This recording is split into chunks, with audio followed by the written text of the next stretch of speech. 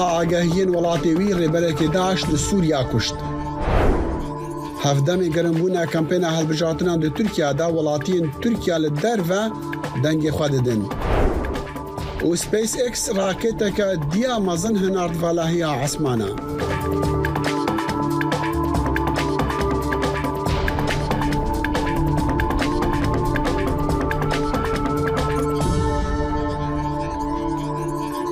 باش بخير هاتن برنامج دي يا كورت كونكشن جدنجي امريكا لواشنطن.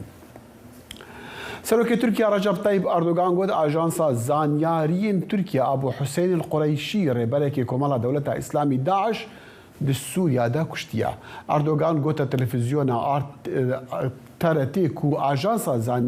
زانياريان يا ولاتوي لروجا ايني افري بري داعش كر ارمانجا اوبراسيونكا تايبت وي قد جي دمك دريجا او ارمانجا هيزن تركيا بويا خلقي خوجهي ي سوريا جي وجدرين اولكاريه دبيجن اريشا لسر القريشي لباجاروكي جندريسي باكوري سوريا هات كرن لما ها 11 بار 2022 القريشي هات دست نشان كرن وكار بري داعش. و پۆلیسی تورکیا بدهان خۆ پیشاندەرگرتن هەوڵ دەدان خۆ بگەهێنن مەیدانە تەقسیم ئا باژارێ ئەستەمبولی ئیرۆ لە ڕۆژە کرێکارین جیهانی فەرمانداری باژاری ڕێدا بوو شاهین یەکی گوڵانی لە جهەکی دی وەرن کرن و فەرماندا و جیڤینێن بڤی لەvê ڕۆژێ لە جهێن دی نەدەستورداینە و دیوەرن قەدەغەکردن. پۆلیسان پێتر ji 35 کەسانگرتن لە ناوەندا پێشتاش هر ساجی سندیکا کریکاران لوی روژه رپیوانان دکن به هلکفتا روژه جیهانیا کریکاران. به هلکفتا یکی آیاره روژه کریکارین جیهانی ایرو لانکره جی روشونک خاد کرن پیامنی دنگی امریکا ایوب دمیر نحال لور بمرة يا أيوب دم باش يعني بزانن لإسطنبول خلق هاتنا قرتنو أو شاهية بفي روجي هاتن قد أكرن لأنكري شابو لكن لأنكري جي دستية سري سبي همو كس لقضاء خان دوغان جيبيان لأنكري راستي إيرو روشاف کو ام ددن باشاب روجeka gelek baş derbas bu karekaran peşi meşek dürüstürün o paşe cana ciu ko emana disekinin kada tam doğane lvederi civiyan dve evda rasti mitinga ko ana derkete peşta her izede bandora bejatine netidadi yani lvederi da tebahi disad des raknel se dedetin ser destrati derketine peş لبدري تشكيدلجي دكتش يعني همو كاس درجين خا ديار كرنتو ادي لازم يكون سيستم كان نو وره و عليدن داجي دستراتيا كان نو دافاس كرن تبعي زدتر نري وان سربانا بو دي عليه وداجي سردكي دا اقابتنين كردي اقابتنين تركي وهم زمانين دلجي اقابتن كرن بقى اشتي كرن تيستيا كا دستراتيا كان كرن كرنكي ايوب من دخاز بزال يعني اف خوبي شاندان اف دركتنا بروجا كريكارين جهاني رخستي بو جاليك يعني هركز جالي خوفا ديشو يعني بنمونه وقت بيجي باندورا هل بجاتنا لسر ديار بو يعني هر عليك جخورا هاتبو يعني جي بشبكه رخصتي بو داخل بكورديناسيون كي تشكرن بشي دا سندikayın karkeran ye mezin u buçuk tebai beştari ve mitinge bunun dalidin da parti siyasi mesela HDP, CHP, u partin din به tebai gırsaya xoya ala xoya be pankartin xoya beştari ve mitinge bunun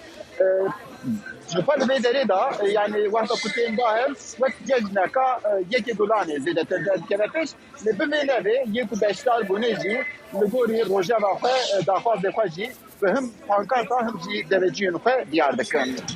أيوب أم دبينين كو اللي فيديو يمكن هال جمتا قهاينا ما كو ديارة أو دركتن آرام وعاشتيانا بونوكا اسطنبولي خلق هاتن قرتن چه کشین اولکاری هبون لانکاری لوی روژی آنها لانکاری دکارم بیشم که کشی اولکاری در نکتن اما نزدیکی 20-25 هزار کس گرسه یک بیشتر بو دواری evlekariye da zede keşeder veket dikarin bejim ku hınciyan da aslenge buçuk terketin ve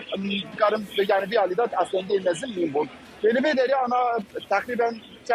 yani pişti demek ki Mithat Sancar beştari bederi bu. Ana bederi evci akatına khale bederi dike. Bisa Seroken Parti'nin siyasiya parlamenter gele kesendinci beştar bun. Jivana han kesan yerin yok diyar kırın.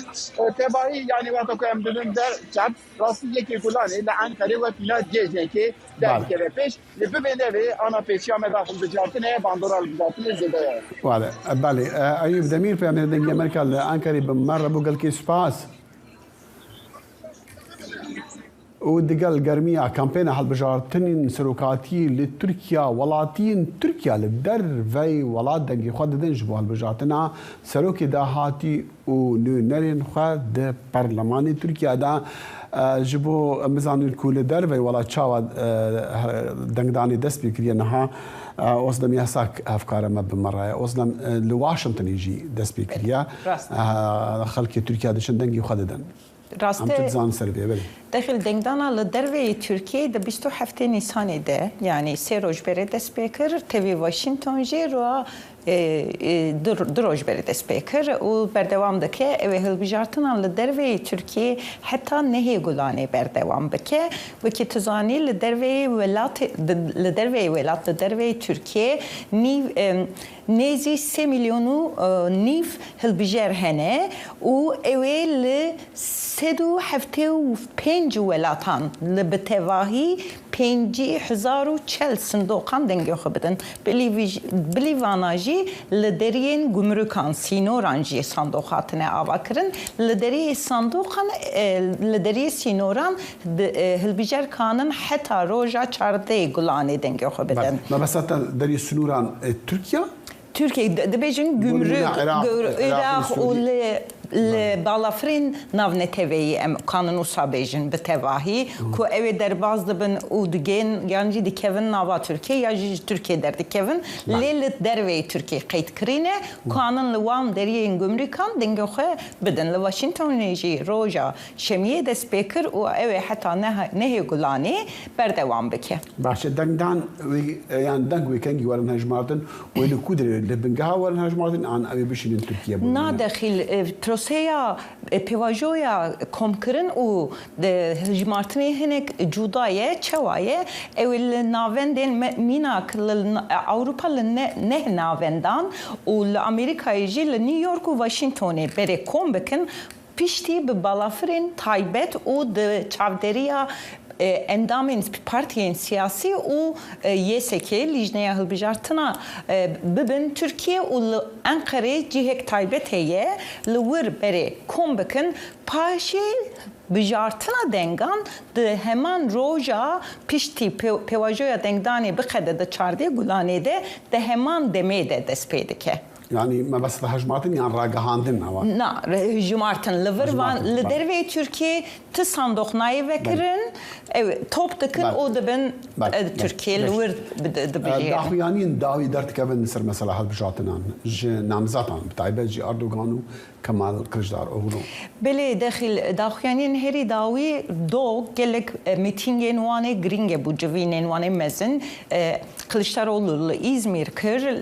Erdoğancı le Ankara mit dö civinin mitingin gelek gringin gırsekirin nikaş le gel dö sereke derbazdı be yek Erdoğan da bece ku bana pişkiriya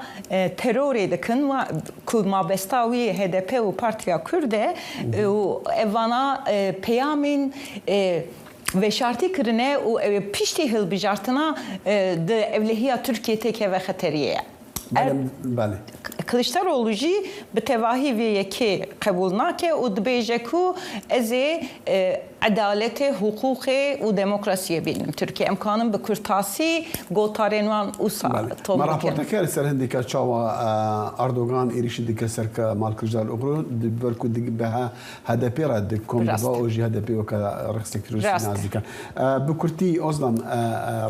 راور گرتن راپرسین چه نوعه بله تزانی ایرویکی گلانیه و و لگور ما ایرو چکر ما ایرو همو راپرسینین دنوا مها نیسانی ده هاتنه کرن ما کم کر او لگور کم کرن من داخل خویاد که کو Kılıçdaroğlu da peşe daye. Le kazançnake de doraya kede. Fark adına vera Kılıçdaroğlu kud Lgor ragahandnamın o top komkrenamı heft rap kompanyen rapersinin heri gring de fark adına vera Kılıçdaroğlu Erdoğan ciddi دو حیا حشتایه لکشتاروğlu جسدی پنجی در باز نکریه. راپرسینک ایرو هاتر آگراهاندن و گوت کو گر د دورا دیم ده یعنی د 28 گلانی ده اوره چکرن اوه cevabı به خویاده که کو لگور و راپرسینه و چاقی کلشتاروğlu به جسدی 54 دگره اردوغان جسدی 45 دگره به فرقی که لگور جسدی حشته کلشتاروğlu و قزنچ بکه کو او راپرسینا یکی یا و مهیه. و روزین دهاتی تشزلال بن. راسته و سخویاده کم گلک سپاس. دوای نەخۆشکەوتنی سەرۆکی تورکیا ڕەجەب تایب ئەردۆغان لە یەکەم کۆبوونەوەی گشتیدا دەرکەوت لە وتارێکدا ئەردۆغان هێریشی کردە سەر نەیارەکەی کەمال کلژداروگلو و گوتی لەگەڵ هەدەپە کۆ دەبتەوە کە ئەردۆغان ئەو ڕێکخراویان ئەو پارتە بە ڕێکخراوێکی تیرۆریست وەسف دەکاتن.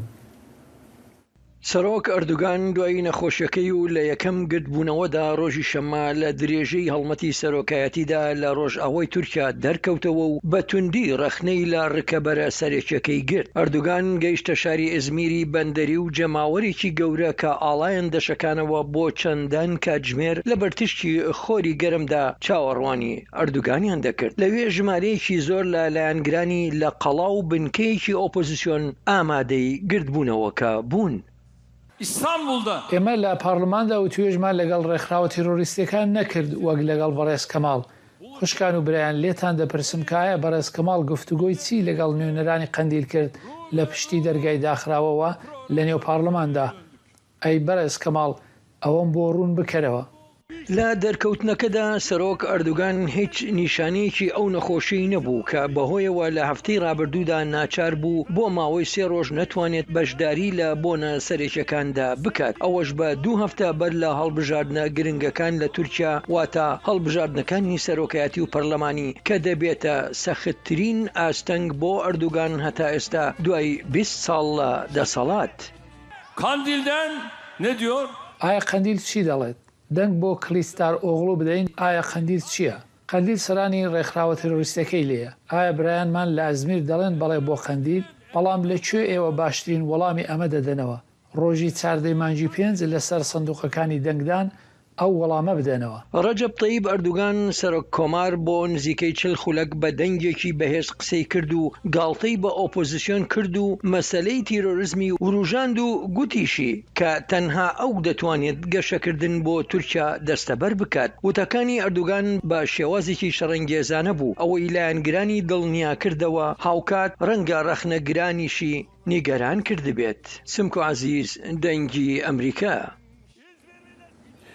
لێ جززیرێ کامپێنە هەڵبژارتنان گەرم دەبە ئەف هەرێما کوور دڕەوشەک ئابوووریە خراپ دەیە بەتایبەت ژی هێشتا نیشانên وێرانیە شەڕên 2015 چەکداری لەوێ هەرێمی هەر دیارن خەڵکێوێ دابەش بوونە وەک پشتەوانên هەدەپێ پارتیا دەسەڵاتدار ژی ئاکەپێ پشتەوانên خوا لەور هەنە پامێرا دەنگی ئەمریکا خەلیجان فارقین ji wir ev raportşandiye.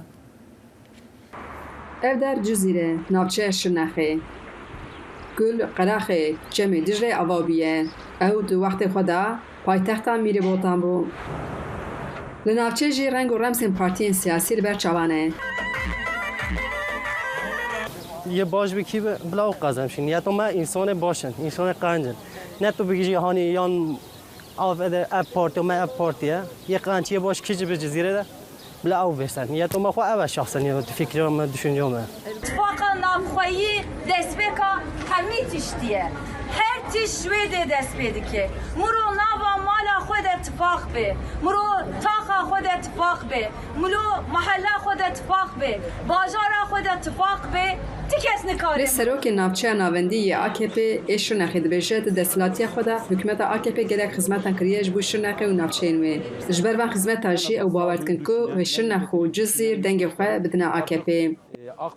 لدبر شرناخي دنگدرن هدف و آق پارتی زیدنه لیج بو خدمتو دلغوازی جبو باجیر دوی گلی ما به عقلی سریم تف بگره و دبین دنگی خو بدن پارتیا ما آق پارتی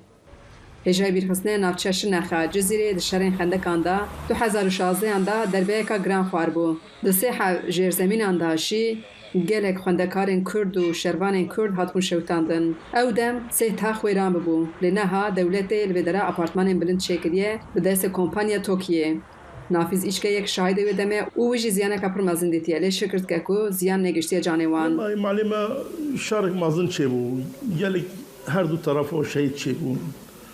Onsan hatin kuştin me nedbiya were çêbê ev xanê xirab bin û lê çêbê. Eca dîsa دولت خالی دان ما ضرر نکرد جان ما بده باشه ایشالله هدی شر چه نبه دنیا خوش ببه ملتی باز دام ما همیشه که باز دام مال خبردارم چون هم گلیک ما ضرر کرده هم چوب کنه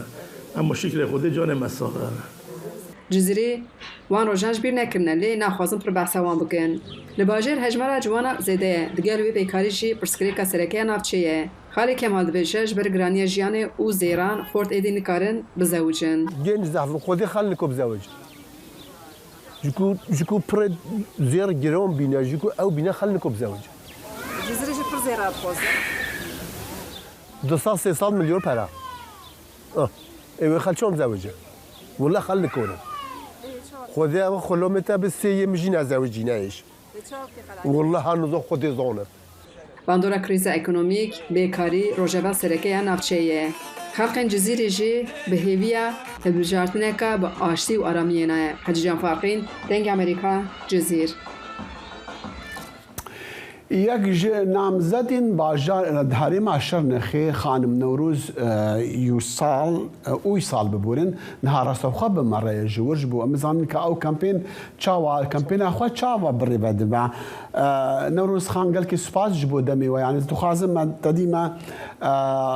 انکری استانبولی دی ایرو لروجا کریکارین جهانی خالق تینگرتن لاستانبولی لشرنخی ما رابور ديت يعني لهر جهينها كامبينا هالبجارتنا عند قرم عم تخازم بزعن للجموال الشرنخي إيرو روش شاوايا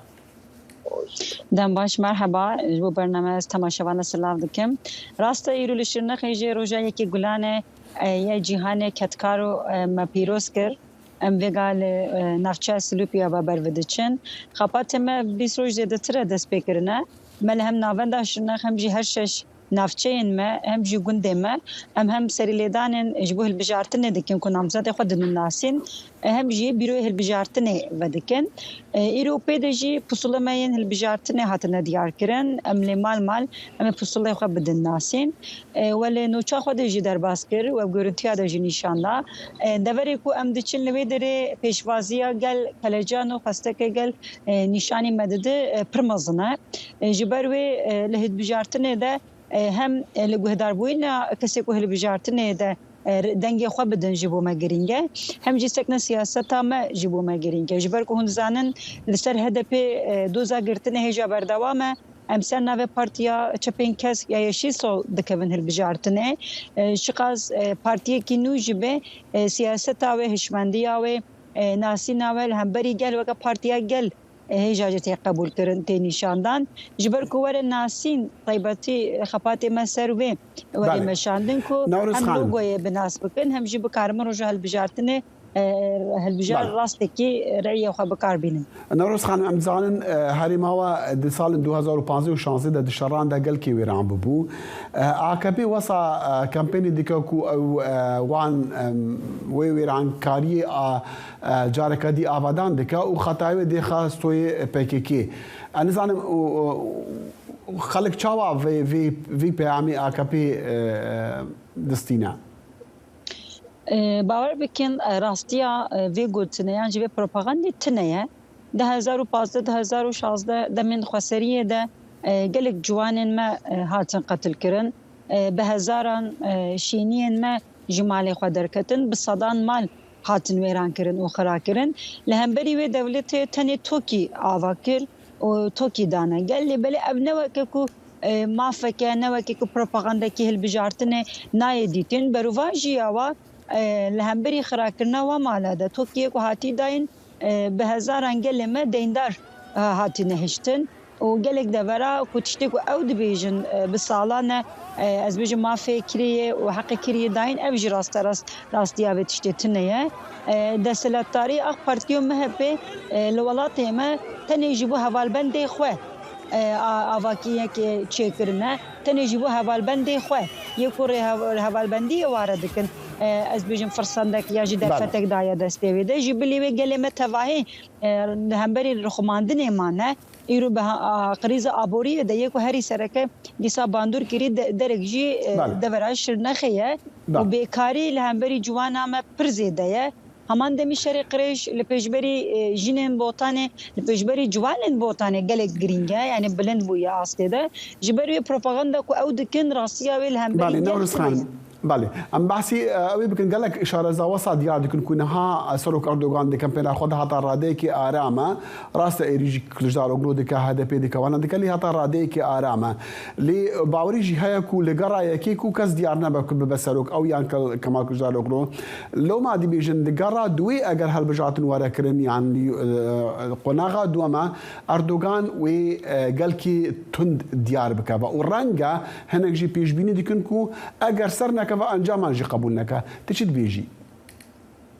يعني افهموا احتمال يجيبوما يعني سياستك وازنو نرتياوي دكم يربوما اندامي لهمبري جواكا شرناق بوما بكنو نرتياوي بوما اندام سياسته ما سياستك ديروكيه وقال غافن استراتيجيك داويجه يعني چا 2019 ده لهمبري شاردري مزن بو سدم کو 11 شاردري جدست دسلاتاري اخ بارتيه دركت ایرو همان دمیده لهمبری سروکماری جی مسکنه استراتژیک نشان دایه به اتفاق نونره اتفاق ملت برز خمال خلشترولو وک سروکماری درکتیه لبلی ام وک سیاست یعنی اتفاق کدو آزادی اتفاق کردستانی ما رنگی خو کو جبو اف فاشیزم کو بردوام دبه ور سکناندن امری یو خبدن برز خلشترولو نورس خان تورا یکمین ده و داوی به تورا دو یمین نامینه جبر کو گلی کردستان گلی ترکیه تباهی هم به آبوری هم دب ارتجا کو قومی کو دولت به هزاران کس بروبرو مرنه هشت حتی ویدمی همچی قریز آبوریه ده و برسه کی در بکوه از باور کم تورا دو یمی جوی چه نبه تورا یکمین ده سر بکوه بله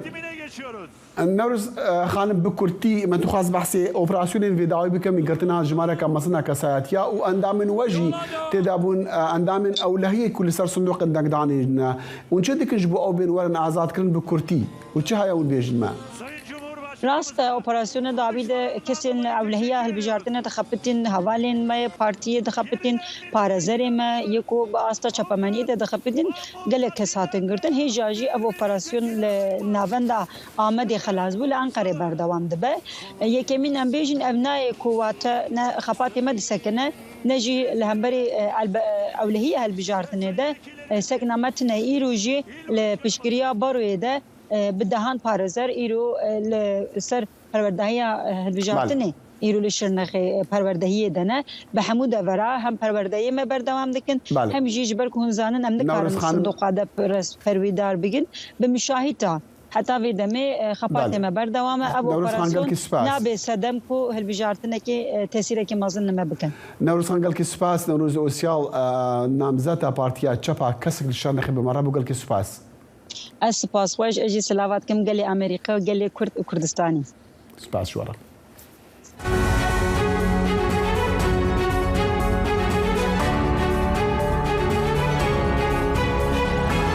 چاوی واشنطن بەنامەیەکی ئەفتانەیە لە بەشی کوردی دەنگی ئەمریکاوە ئامادە و پێشکەش دەکرێت من بەڵێن ساڵح هەموو ڕۆژانێکی هەینی لەگەڵ پسپۆڕاندا تاوتوێی گەرموگورترین بابەتی ڕۆژ دەکەین لە پەیوەندی بە سیاسەتی دەرەوەی ئەمریکاوە لەگەڵمان بن.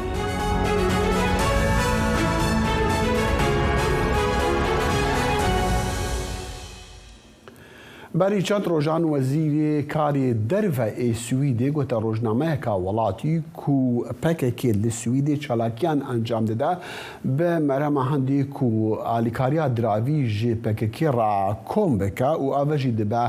سەدەمی هەندێک و تورکیا دژاتیا ئەندامەتیا سوێدێ د ناتۆیەدا بکاتن و وەسا دیار دکە و لە سویدێ دەمەک زووێ یاسایەک نوژی دەوێ مەسەلێدا دەربکەوە ji bo vê mijara taybet ji bo ku em vê şirove bikiriyan bizanin rastiyavê çi ye em niha mêvandariya birêz Kurdobaksî rojnamevan ji Stockholmê dikin kekê Kurdo dem baş yanî wezîrê karê derve axiftineke eşkere dike û dibêje ku ew karên PKK encam dide di Sûriya de sedemê hindî ne ku Tirkiya dijatiya hindê bike wê yasayek derkeve ew yasa wê çi be pêşbîniya çi tê kirin سیستم گلانه یعنی آنگوسبه او یاسا ساعت پشت خوانانی رو لپارلمانی سوئد به قرار کردن او یاسا کی تازه داد که بعد دیویژن یاسا آنتی ترور لودر او کسی کو مثلا کوملی کو دامغا ترور خوار بلور خوارج چی که آنج سیاره باجش بوی میوانی کی سریوان دکه بلاید کارن جزا بگیرن لی هر روزایش خوازم بیجم کو تو سمبولی پارتی کی نای قداخ کردن یعنی مثلا فکر کی آلا خو کی بریای بردام بکه آلا خو سمبول خود تشتیخه دور ده پروبلمی که مشکل کو حق ما خفتنه آزاد هي السويد الور قرانه کی چه نابه لی وکی تشتکی دیجه خوازم بیجم یعنی آنها وزیر کاروبار در سوئد گوتی کو پکی واکی براستی گله که اشاش ما مجبور کو از 37 سال رجموانتی دکم السويد و همو مسئله کو کرد محکمه چطور ساده چه بونه بشدار بومه تو قراره که لسر پکیکی تنه مثلا او تشتكي وسوجك او دبيجا ولسويجي خلق لك شاش بوش بوكو اردوغان كيف اردوغان بينا في اخفتني كر وزير كهرباء در السويد جبركو براستيجي يعني تو بنجه كي او تشتكي اوي قوتي ام شنو دادجها يعني تو قرارك لسر پکیکی تنه يعني تدبيجي بتني راغهان آلیکاری جهاتی گوارتن یعنی سیستم آلیکاری ایرو خلنا مجبوره ور السويد هر دکانش خلقی پره بخوازه دکار سویش بکنو دکار دیرکت بشین جیه دیتر یعنی دنیا نوک بریه يعني چما اگر وصابه چما وزيري كاري در في راغهاندني بدا بتنيج راغ يعني بو راغهاندني وبو رازي كرنا تركا يعني جبوي رازي كرنا تركابو بله اویاش بو رازی کنه ترکیه و اگر یعنی اردوغان نخوش که تو زانی اگر اردوغان اگر مثلا کو اردوغان سه روز زودتر نخوش بکرد او هفتن چه ندبو یعنی از خوازم بیجم کو یعنی اف تشتهان تنج بو کو یا دولت ترکیه ممنون بکن و فینلاند بو اندام ناتو سوئد کار به اندام ناتو لودره خوازم خوش دولت ترکیه شیرین بکن یعنی مثلا سروی یعنی او هفتن اوی السوئد گله کی عاجزی چکر سرکار کار وزیر کاروبار در جبر کو نورمال السويد حتى فيجا تشوز دولات السويد إيسا 500 سالية هو دولة يعني شش حزيران بيروز دكه حتى فيجا دائم وان مسؤولية بوليسي ده يا سروكي بوليس يا وزير حقوقي عدادجه هم بيجن باور مجموعة يا جي كاسين كو سروكي استبارات آخرتن كنا حتى فيجا وزير كهرباء در دولات السويد بني في كابراي آخرتن كي لسر فينانس وسوج ودزيتي وباره وتوز وناركوتيكاتيش تيوسا نكريه أبيا يعني السويد خلقلك جي عاجز وحتى الكاريكاتورة دجي جوی هنگ تشاتن نوساندن و بله كاكي كردو بدخواست از بپرسم ترس هيا لسروان كساتين كو تركيا شخورا كرنا آرمانجو دي سويد دا دجين اگر بريارك يا تدبيجي انتي تيرور دجي تيروري لسويد صبا و دوز بدل كذا نه تو بریاتن اتوازن برای هر تشتی بیشتر کوچ چهار کاتگوری لورهن هنی کسی شخص کریمینالن او وان تسلیم ترکیه بکن او نکردن او یا ترکیه لسوی سوچ کردن انسان کشتن و نارکوتیک افرادن دویمیجی کرد ترکیه کنیزی که ریخستنا گلن هنه و ترکیه چپ هنه و دوایجی کردن جناب کرده حتی وگم بیش ستا نوت هر کسی که دوی لیستا کو اردوغان خواسته تسلیم ترکیه بکن همو همولاتی سوئدن لی او کسی کنیزی که گلن جی اوانجی حتی وگا او کسی کوان خواستن نولاتی همولاتی سوئدن لی بله دادگاه هری بلند سوئد قرار داده کوان تسلیم نکن برای اینکه جی کسی که سیاسی کوهاتی سوئد ناو او لیستا اورجینال هم دویژن جبر کو اردوغان برای گوام 33 کس سوئد خوازن باشی گو 42 کەس باشی گۆ نابەرە 130 کەس ئەو ئۆرژینال ئەو ناوێ جەمن هەنە 42 ناون جوانە کەسێکی تەسلیمی تورکیە کەسێکی سیاسی تەسلیمی تورکیە نابێت یعنی کەکی کوردۆ دخواست گوتنە کە وەزیری دەرەوە بێژم ئەگەر وی گوتە بەچوو لە جەمەعاتێک و ئەو دەبێژە وڵاتی بەرپرسیارە بەرامبەر تورکیا مەسەلا بەرانکاربوونا توتبێژی وەکو بێژن تیرۆرێ و باسی دوو ناواکر یەپەکێکی و یەپەکێژی یعنی تبێژی ئەگەر ئەو یاسە دەرکەوت یەپەکێژی یەپەکە لە سویدێ وەرەقە دەغاکردن چوو ئەو هەتانەها بە ڕێخستێک تیرۆریستی وان نەدایانەسکرد لێ ناوی یەپەکێ هاتیە دڕاگەهاندنا ویدیایاننا ناوێ یەپەکێ تو جیتنە یعنی ئەتخوازم بەری هەر تشتی بێژم ئەو پەیمانە کول مادری دەچی و حەزیران ساڵا چوو بیراتە تێ وەختە تو شخصێتە لە سوێد بوو ئەو دەما هاوی نەچووی و وان پەیمانە هەموو تەکستێک هاتە نەفسانە ناوە یەپەکێ تنەیە ئەو تشت ئەز دوی تشتی گەلێکی باشسانە بەرێز کوردۆ باکسی ڕۆژنەمەوان ژ سویدی بمەڕە بۆ گەلکی سپاس ێوار باش ڕۆژ باش تەویک و لەشکری سوودانێ و کۆمەڵای چەکدارە نەیارەوێ دوی یەکشەمێ سۆزین درێژکردنا دەمێ ئاگربەستێ بۆ 72 دەمژمێران درێژ کردیا لێ دەنگێ تەقەیان شەڕان لە خەرتومێ ئیرۆ دوشەمێژی دەهات بیستن بڕیارە درێژکردنا ئاگربەستێ لەژێر فشارە نێفنەتەوەی بوش بۆ دەرخستنا سیڤیلên بیانی و گەهاندنا ئالیکاریên مرۆڤانی ji bo wan sivîlên asêmayîn di deverên şeran de lê ew soz nebûn sedemê rawestandina şer û bihevçonan jî di daxuyaniyên cuda cuda da her du aliyan hevûdin bi teqekirnî yan bi destpêkirina teqekirnî û şikandina rêketina agiribestê tawanbarkirin her çaba şer sist bûn û sivîlan şiya ji cihên şeran birevin rêxistinên mirovanî jî rastî alûziyan dibin ji bo veguhastina alîkariyan ji bo navwelatî. Ordin mêvandariya civîneka wezîrên derveyên welatên Ereban dike hevdem mezna diplomatî Sûrî jî danûstandinan dike li ser vegerandina welatê xwe ji bo nav komkara Ereban. Kar bi destên Ordinê dibêjin di civînekê de bi amadebûna wezîrên derveyên Ordinê Sûriya, Misr, Iraq û Erebistana Siûdî danûstandin têkirin li ser nexşeyê Ordinê ji bo lehevhatineka siyasî ji şer û nakokiyên Sûriya re. Ev yekem civîna bi vî astiya ku meznekar bi destekî Sûrî têda amade dibe di piştî derxistina Sûriya ji endametiya Komkara Ereban li sala 2011. Hevdem kartê kirin ji bo seredaneka çaverêkiriya serokê Îranê ji bo Sûriya. Ev jî tê gotin li demekî ku pirsa jehrîkirina keçên xwendingehan li Îranê de her berdewama û weka hemû caran jî desaladar li Tehranê xetayê dêxine ser neyarên Îranê. Şehla Muhemedî rojnamenûs û çalakwanî mafî mirov la هەرێمی کوردستانی عێراق لەگەڵمان دایشان لە خانم کاتت باش سوپاس بۆ کاتی جەنابەت یعنی دەمویست سەرەتا دەست بە ئەوە بکەم یعنی باسی سووریا دەکەن و گەڕانەوەی سووریا بۆ ناو کۆمەلگای نوێنەتەوەی و کۆمکاری عەرەبی لەگەڵ ئەمەشدا ئێرانش پەیوەندیەکانی زیاتر لەگەڵ سووریا باش دەکات و بە تایبەتیش دوا بە دوای ئەو ڕێکەوتنیان تێگەشتنی نێوان ئێران و عەرەبستانی سوعودی یعنی و چاوەڕوان دەکرێت ڕئیسی سەردانی سووریا بکاتن ئەم ڕەوشە چۆن لێک دەدەیتەوە یعنی بۆ چۆنی جەنابەت بۆ ئەم بارودۆخەی ئێستاکە لەوێ کە ئێران دەستی تێدا هەیە چۆنە؟ سڵاو ئەم کاتتان باش سپاس بۆ ئەم دەرفەتە بەڵێ وەک باستان کرد ئامادەکاریەکێت بۆ ئەوەی کە ئیبراهیمی ڕئیسی سەردانی سووریا بکات و ئەم ڕووداوە لە دوای 12 ساڵ ڕوادات لە کاتێکا کە پێشتر لە کاتی ئەحمەدی نیژادەوە هەتا ئێستا سەرۆکۆمارێکی ئێران نەچوەتە سووریا یان ئەوەی کە تا شوێنێک ئێمە ئاگادار بین نەچوەتە سووریا بۆ فەرمی نەچووە چونکە ئازانین لە ماوەی 12 ساڵی ڕابردووە پەیوەندیەکانی نێوان ئێران و سووریا بە هەمان شێوەی جاران بەدەوام بووە و ئێران یەکێک بووە لە پشتیوانە هەرە سەرەکیەکانی سووریا هۆکاری مانەوەی سووریش هەتا ئێستا هەر پشتیوانیەکانی ئێران و هەندێک لە وڵاتان بووە بەڵام لە ئێستاە گۆڕانکاری گەورە ڕوویداوە لە ڕۆژانی ڕابردووە ئێمە ئەزانین کە رووسیا میوانداری ئەنکەرە و تارانی کردووە بۆ وەزیرانی بەرگری بەڵێ وەزیران بەرگری تورکیا و سووریا و هەڵبەت ئێرانیش بەڵێ بەڵێ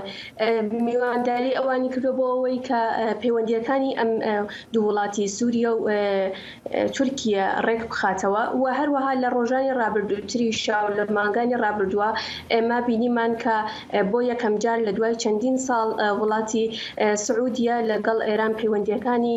تا ڕادەیەک نۆرمال کردوێتەوە و ئەمەش گۆڕانکاری گەورەیە لە ناوچەکەیە چاوەڕوانەکرێت کە ئەم گۆڕانکاریانە کاریگەری لەسەر سووریە هەبێت سووریەش وەک وڵاتێک کە ماوەی 12 ساڵە ئاژاوەی تایە و هەروەها ناسەخانگیرە ئەمە کاریگەری هەبووە لە دنیای دەمویست ئەو خاڵە باسکەم ئەوەیە کە چۆن کۆمکاری عەرەبی وڵاتانی عەرەبی قبوڵەکەن ئێران بەو شێوەیە دەستی وەردانی کاروباری سووریا بکاتن کاتێک کە هەوڵ ئەدەن کە سووریا بگەڕێتەوە ناو کۆمەڵی عەرەب وڵاتانی عەرەبی بەڵێ هەم بۆ ئێران و هەم بۆ تورکیاش ئێمە بینین کە هەم تورکیا و هەم ئێران بە شێوەیەکی ڕاستەوخۆ دەستکاریان لە وڵاتانی عەرەبیە هەم لە عێراقا هەمیش لە سووریا بە شێوەیەکی ڕاستەوخۆ لە یەمەن لە ئەو وڵاتانەی کە ئێستا ناسەخامگیرن و شەڕی تایەش ئاڵۆزی ناوخۆیی تایە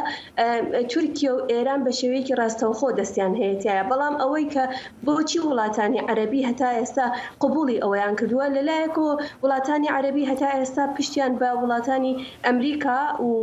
ئەوروپا بەستووە بەڵام لە ئێستاە بە ئاساییکردنەوەی پەیوەندیەکانیان لەگەڵ تورکیا و ئێران و هەروەها بە ئاساییکردنەوەی پەیوەندیەکانیان لەگەڵ رووسیا هەوڵەدەن پەیامێک بە ئەمریکا و ئەوروپا بدەن و لە هەمان کاتیشە ئەوە ناتوانین بڵێن بە تەواوەتی قبوڵی ئەوەیان کردووە کە ئێران دەستوەردام بکات چون لە هەموو حاڵەتێکە ئێران لەبەرەوەی کە جیاوازە بیرکردنەوەی لە ڕووی ئایدۆلۆژیەوە لە ڕووی مەزهەبیەوە و لە ڕووی بگرە لە ڕووی نەتەوەییشەوە لەگەڵ وڵاتانی عەرەبیە زۆر جیاوازی هەیە قبولکردنی نییە بەڵام ئەوەی کە دەبینین ئەو گۆڕانکاریە سیاسیانەی کە لە ئێستاە لە ناوچەکە ڕوەدات داواکاری یعنی خوازیاری ئەوەیە کە وڵاتانی عەرەبی هەندێک لە بوشونەکانی خۆیان بکەن و ڕێگا بە ئێران بدەن هەندێک دەسوەردانەکانی زیاتر بکات. شەڵەخان بابەتی تر ئەویش کە باسم کرد بابەتی ژەریکردنی کچان لە قوتابخانەکانی ئێراندا بەردەوام دەبێ نەڕاوەستاوە و چی هەیە بۆ یعنی شتێکی سیر نییە بەڕای جەنابەت؟ لەبەرەوەی کە لە ماوەی ڕابردووە 8 مانگە ئێمە بینیمانە کە شۆڕشی ژینامینی شۆڕشی ژن ژیان ئازادی دەستی پێکردووە و خوێندکاران یەکێک بوون لە چالاکترین ئەو بەشانەی کۆمەلگا کە ڕابەرایەتی ئەم خۆپێشاندانیان دەکرد و لە ئێستاشدا خوێندکاران هێشتا پاشەکشەیان نەکردووە لە بۆچوونەکانی خۆیان و لە ئەو هەوڵدانانەی کە پێشتر هەیان بووە بۆیە ئامانجگرتنی خوێندکاران بە تایبەتی خوێندکارانی کچ چاوەڕوان دەکرا بەڵام ئەوەی ئەو گۆڕانکاریانەی کە لە ئێستایا کراوە ئێمە لە ماوەی 5 مانگی ڕابردووە چاوەڕێ ئەومانە کرد کە بەلانی کەمەوە ئێران زووتر هەوڵ بدات بۆ ئەوەی کە هەندێک بابەت ڕژێنێت بەڵام لە ئێستاە وەزارەتی ئیسلاحاتی ئێران هەندێک بۆچوونی دیکەی خستێتە ڕوو یەکێک لەوانە کە زۆر مای گاڵتەجاڕیە باس لەوە کات کە خوێندکاران خۆیان ئەو شتانەی کە وەکو بۆن دروستەکات و وەکو ئەو ئەڵێت زیانێکی گیانی نییە ئەی بەنە ناو خوێندنگەکانەوە لەلایەکی ترەوە ئەی بەستێتەوە بە ئەو هێزی ئۆپۆزیسیۆنەی کە لە دەرۆیە لە کاتێکە ئێمە ئەزانین کە ئێران ئەوەندە تۆڵ بابەتەکانی ڕاگرتووە ناتوانێت هیچ هێزێکی ئۆپۆزیسیۆن ناتوانێت لە ماوەی 5 مانگە بەردەوام هێرش بۆ شوێنێکی دیاریکراوە بکات. کاتەکەمان نەما شاهڵە محەممەدی ڕۆژنەمەنووس و چالاکوانی مافی مرۆڤ زۆر سپاس بۆ کاتی جەنابەت. زۆر سپاس بۆ ئێوەش دەستان خۆش بێ. برنامه هفترنگ برنامه کنری یا بشی کردی لدنگی امریکایی از لقمان احمد هر دو هفتی جارکی و بمگرکی ناو اختی چاندو نرارنگی بمرانه.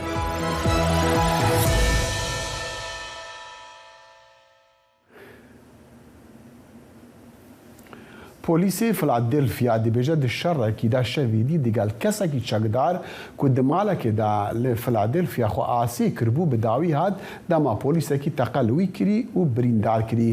جۆن ستانفۆرد جێگری یەکەم ئیقومانداری پۆلیسین باژاری گوتە ئاژانسی نوچەیان ئەو پۆلیس هاتوبوو بانکردن ji bo wê malê lê cermentawin li êvariya roja şemiyê piştî hatî raportkirin ku zelamekî çekdar ketiya avahiyê. Karbidestan got ew beriyek rawestandina çekdarî heta şeva yekşemî jî her berdewam bû lê bi dawî hat lê li demekî ku peywendiya hêzên taybet bi wî çekdarî ra qut bûî berî polîs terkixeyê lê bike wî birîndarî bike. کاتێک بەهەڵە بەلای بەردەرگای ماڵێکا دەڕۆی، کاتێک ئۆتۆمبیلێ دەخۆڕی لە سەر ڕێگایەکی هەڵا، کاتێک تۆپی باسکە دەکەوێتە حەوشی دراوسەیەکی تووڕە، ئەمانە هەندێک لەو سیناریویانن کە بوونە هۆی ئەوەی لەم مانگەدا لە ئەمریکایان لە مانگی ڕابردوودا لە ئەمریکا تەقا لە خەڵک بکرێت. چالاکوانانی کۆنتترۆلکردنی چەک دەڵێن ئەو تەقەکردانە دەری دەخەن کە ئەمریکا پێویستی بە یاسای تند هەیە سەبارەت بەوەی کێ دەتوانێت چەک هەڵبگرێت. ئەمانە هەندێک لەو قوربانیانن کە لە شوێن و کاتی نەگونجاودا بوون. بەڕێکەوت کەوتونەتە بەر دەستڕێژی گولە و هەندێکیان کوژراون. کەیڵن کێڵەی 20 ساڵان بە فیشەکی کەڤن مانەهانی 65 ساڵ کوژراوە. کاتێک کەڤن لەگەڵ هاوڕەکەی بە سیارە بەبەردە ماڵەکەیدا سوراوەتەوە و کوشتویانە. منداڵەکەم لە خوێنکارە شایستەکان بوو، خەون و هیوایە بوو، خەونیە بوو لە داهاتوو ببێتە زانای زیندەوەرزانی دەریایی یان پزیشکێکی ئاژەڵداری، بەڵام ئەو پیاوە هەموو خەونەکانی کوشت. بکوژەکە ڕووبەڕووی سزای کوشتن بووەتەوە. لە ڕاستیدا هیچ بەریەکەوتنێک لە نێوان مانهان و سەرنشینانی ئۆتۆمبیلەکەدا نەبووە. درشیان بەوە کردووە کە لە شوێنێکی هەڵەدان ویستویانە بڕۆن بەڵام تەقەی کردووە. ئەم پیاوەش ئەندرۆ لاستەری 84 ساڵان تۆمەتبار کرا بە تاوانی نمرەیەک بۆ تەقەکردن و کوشتنی ڕاڵف یارۆی 16 ساڵ کە لە بەردەم ماڵەکەی خۆی لە شاری کانساسی ویلایەتی میزۆری ئەو کوڕەگەنجەی کوشتووە. تاوانبارەکە وتوێتی لەو باوەڕیەدا بۆ کە گەنجەکە هەڵدەکوێتە سەر ماڵەکەیان، بەڵام پارێزەری کوژاوەکە دەڵێت قوربانیەکە بە هەڵەت چوەتە بەر ماڵێک لە کاتێکدا چوە بە دوای برا بچووکەکەیدا. بیهێنەرە بەرچاوی خۆت تەنها دەستبردن بۆ دەرگای ماڵێک پاساو بێت بۆ بەکارهێنانی چەک. قوربانیەکە زەنگی لە دەرگای ماڵەکەدا و بە ئارامی لە دەرەوە وەستاوە تا دەرگاکەیان کردوتەوە هەندێک کاتی پێچووە. دیارە تاوانبارەکە چەکەکەی ئامادە کردووە. سەرڕای ئەو ماوەیەش ڕالف هەر لە دەرەوە بووە. ئەم کچە بچکۆلێش لەگەڵ باوکیدا ڕوبەڕووی تەقەکردن بوونەتەوە. کاتێ لە گۆڕەپانی دراوسەکەیان بۆ تۆپەونبۆکەی گەڕاوە، تەقەیان لێ کوردون و تەقەکەرەکەش دەستگیر کراوە. بۆچی تەقەیان لە من و باوکم کرد؟ داکۆچیکەران لە دژی دەستگەیشتن بە چەک دەڵێن توندوتیژەکان زۆر زیاتر بۆ پێویستمان بە یاسای توند هەیە بۆ بەرەنگاربوونەوەیان.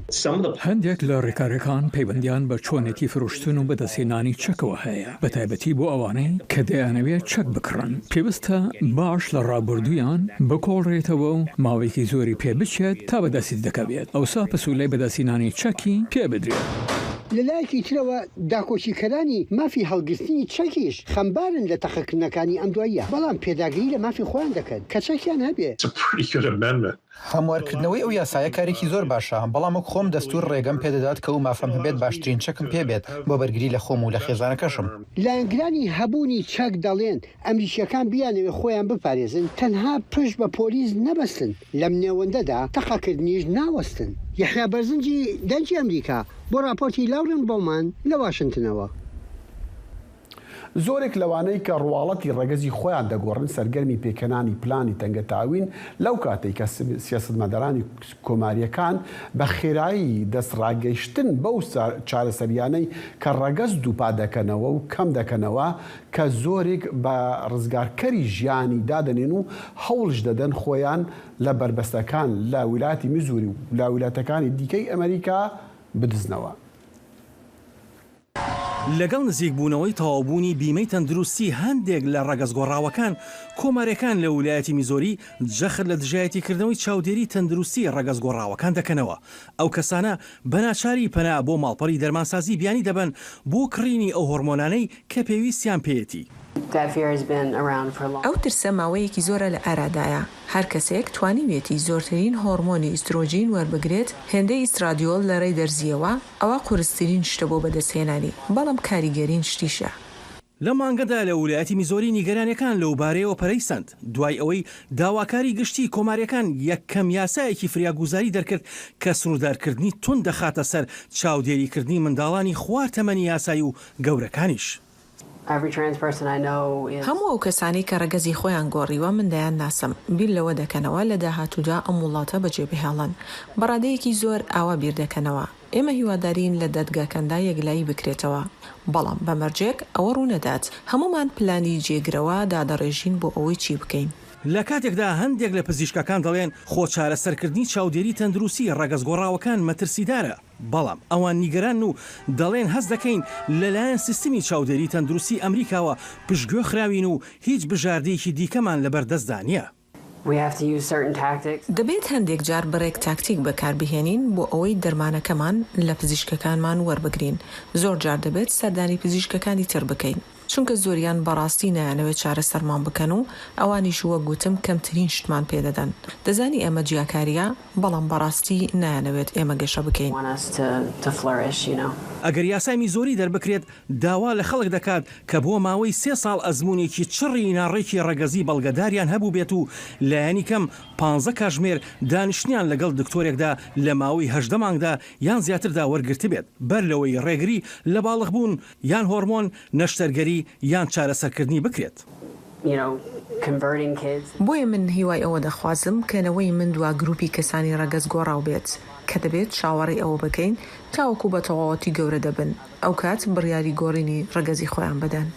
هەندێک لە ڕەگەز گۆڕاوەکانی میزۆری و دابینکەرانی چاودێری تەندروستی سکاڵایان تۆمار کردووە بۆ هەڵوەشانەوەی یاساکە و دادوەرێکی ساندویسیش وادەی کاریگەریەکەی لە پێنجشەممەی ڕابردووە بۆ ڕۆژی دووشەمە دواخستووە لە کاتێکدا تاوتوی ئەوە دەکەن ئای ڕێگری لە جێبەجێکردنی بکات لەگەڵ بەردەوامبوونی داواکارێکە لە دادگا یان نا. چاوەڕوان دەکرێت دووشەمە بڕیارێک دەربچێت. دەنگی ئەمریکا سەرچاوەی متمانە پێکراوی هەواڵ و زانیاری.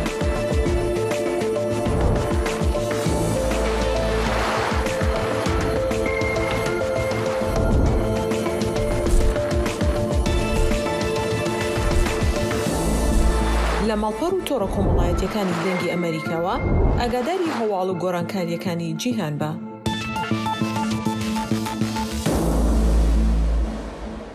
سەربازین فەوجەکە لەشکری ئۆکرانیا لە نێزیک باژارێ باخموت و مەیدانە شەڕانە بەرەف ئەرکێکی خوا بڕێ دکەبن ئەو باش چەکرینە لێ دیسانژی هیوی دیکن و پتر چەکی گرام بگهاوان لە دەما ئەو شەڕێ هێزین ڕووسی دیکن. سەربازانی هێزە چەکدارەکانی ئۆکرینیا کە دەکەوێتە نزیک باخمۆت خۆیان ئامادە کردووە بۆ ئەوەی بچن بۆ ئەو ئەرکە. هیوایان خواست بارودۆخی کەشوهەوا باشتر بێت. Що сухо буде, і можна буде ще більше працювати. خۆزگە وشک بووە و دەمانتوانی زیاتر کار بکەین هەروە دەتوانین لە شەودا کار بکەین هەرچەندە شەڕەکە بەڕاستی لە شەودا ڕوونادات بەڵام هێشتا سەنگەرەکان پاکردنەوەیان دەوێت پێویستمان بە گەرمایە گەرمی زیاتر بۆ ئەوەی ئەم زەلکاوە وشک ببێتەوە چونکە ناتوانرێت تەنانەت ئۆتۆمبیلەکان بە ئاسانی دەچەقێن. ئۆلێکسی ڕێزینکۆڤ وەزیری بەرگری ئۆکرینیا ڕۆژی هەینی ڕێگەیاند ئامادەکاریەکان بۆ بەرەنگاربوونەوەی هێزەکانی رووسیا کۆتایی پێدەهێنرێت و تا ڕادەیەکی زۆر ئامادەیە بۆ ئەوەی بەردەوام بێت. Більше важкої зброї, артилерія, а так у нас бригада... چەکی قورسی زیاتر تۆپخانە ئەگەر نا لیواکەمان تا ڕادەیەکی باش ئامێری تیادایە هەروە بەتالیۆنەکان ئاوەتە خوازم ئامێری زیاتر ئامێری نوێی باشتری کاری پێ بکەین هەروە پێویستمان بە تیمێکی شەڕکەر هەیە کە بتوانێت بەلێ هاتووی بەم ئامێرانە کار بکات هەروە تۆپ و هەتا دوایی. کیێڤ هیوادارە هێرشە بەرپەجدانەوە پلان بۆ داڕێژراوەکانی داینامیکی ئەو شەڕە بگۆڕێت لەو کاتەوە کە 14 مانگ لەمەوە پێش رووسیا دەستی بە هێرشەکەی کرد بۆ سەر ئۆکرینیا. وریاکاڵێ بۆ مانوێل لە ئاوسۆلۆس و ئۆلگا ڤیشنێڤێسکا واشنگتن. شاویدی کمپانیا سپیس اکس موشکا کالجوری فالکون هەوی ji navendê Kennedyê boşahiya esmanî li bajarê Cape Canaveral yê wilata Florida helda esmanan. Zanayên kompanya SpaceX dibêjin mûşeka Falcon hevî êke ji bihêztirîn mûşekên cîhanê û hêza wê li demê heldanê nêzîkî hêza 18 firokên 747 heye. Ew dikare 64 tonên karisteyan bigehîne navenda esmanî yan boşahiya esmaniya nifneteweyî. Li gora SpaceX erkê wê raketê gehandina 3 satelaytane ji bo navendê esmaniyê nifneteweyî. Em vê raketê dibînin dema heldana wê doh ji Florida. Peak mechanical stress on the vehicle, so we do slow down the vehicle to get through this period of high stress. Great call out we have passed through. بچندی جیمتین داویا برنامه ایرو یا کرد کنکشن تا صبحی دیگه نیک هر شادو بختور بنو صبح ورزیم گرم جوا دیاری نه.